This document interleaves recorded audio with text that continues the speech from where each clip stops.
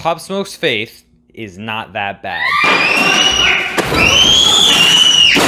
Yes, I know it's a really hot take, but honestly, I've seen a lot of hate for this album and I really just don't know why. This album to me is a textbook posthumous album, and that's a good thing. It's not as bad as Bad Vibes Forever, and honestly, I think it's a lot closer in quality to Shoot for the Stars, Aim for the Moon than people really give it credit for. So today in this video, I'm going to be trying to sway your opinion to why Faith really isn't that bad. There are 4 major complaints I hear about Faith, and these 4 have been pretty universal overall throughout the internet. Those 4 are the track list is bloated, there's too many features, the production is whack, and there's not enough pop. So I'm gonna go through all 4 of them and explain to you why Faith is not bad, and these 4 complaints are pretty stupid.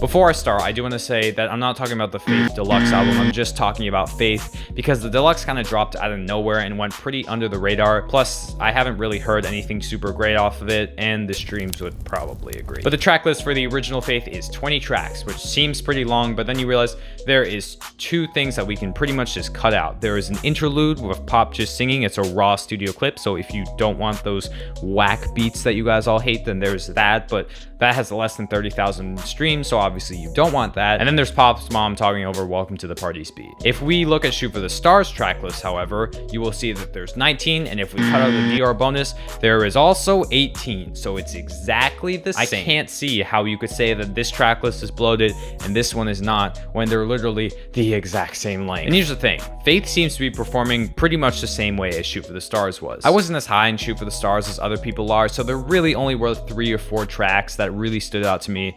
There were the Woo, What You Know About Love, and Got It On Me. Yes, I know I'm a TikTok Pop Smoke fan, whatever. But honestly, this is pretty much how the whole album performed. There were really only a couple of standout things, then the rest were all pretty low streams. I mean, not low streams, but like, you get what I mean. There's a big difference. Obviously, like 80 million streams isn't low. But if we take those 3 tracks that I said before and add For the Night, the most popular track in the album, and then subtract that from the total number of streams, you'll get this remaining. That means that those 4 tracks alone made up 66% of the streams. That is absurd. 4 out of 18. You can't tell me that that doesn't make it bloated. Those weren't even the top 4 songs. Got It On Me isn't even in the top 4, but most of the songs no one cares about.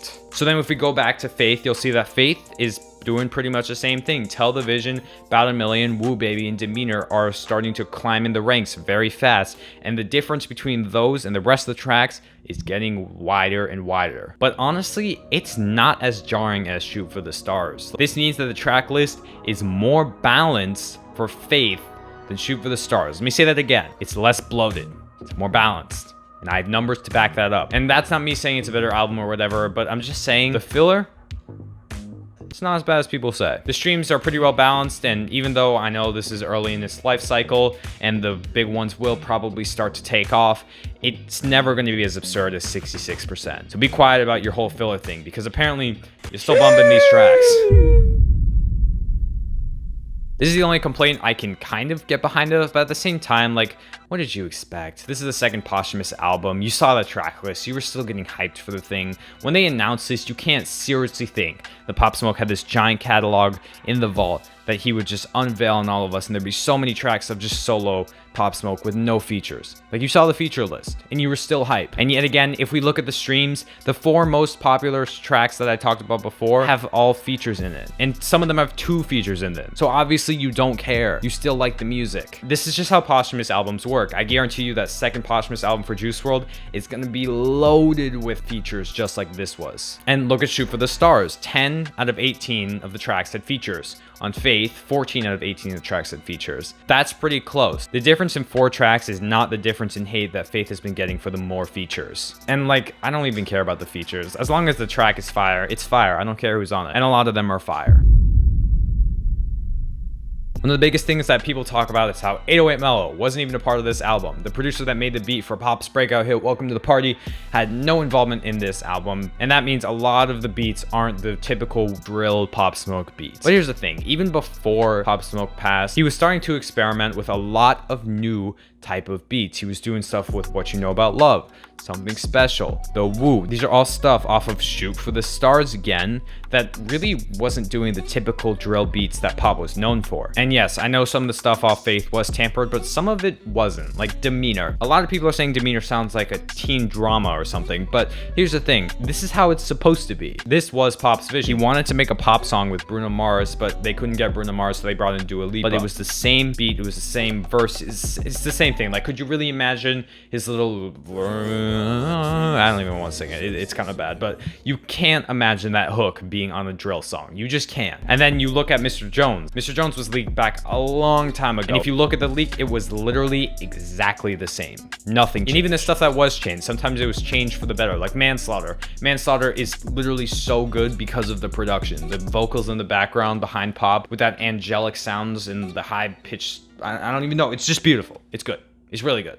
I like it. This is a different sounding Pop Smoke. I get it. It's not exactly what people were looking for, but honestly, I think a lot of the verses sounded like they were made for different beats. Could you really imagine his little hook on Spoiled being on Dior's beat? No, you can't. And if you do want the grittier Pop Smoke, go back in this discography. I bet you haven't listened to everything off of both the Meet the Woo mixtapes. Meet the Woo 2 is honestly a gold mine. I just listened to it. Just listen to those if you want some grittier stuff. But the biggest problem, and probably the one that most people are talking about, is there's...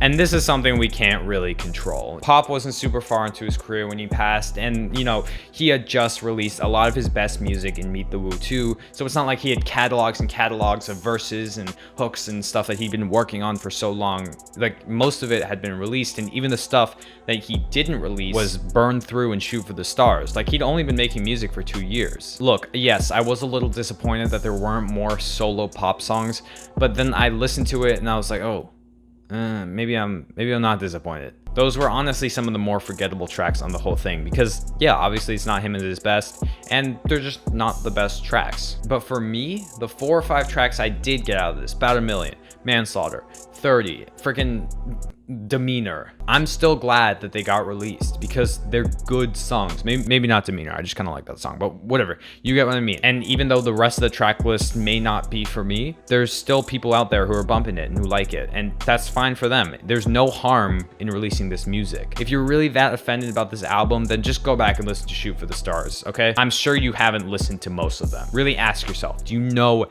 every single song off of this? Because I'm sure you don't. Just like you don't know every single song off of Faith. That's all I'm saying. If you made it this far in the video, thank you so much for watching, and I will see you next time.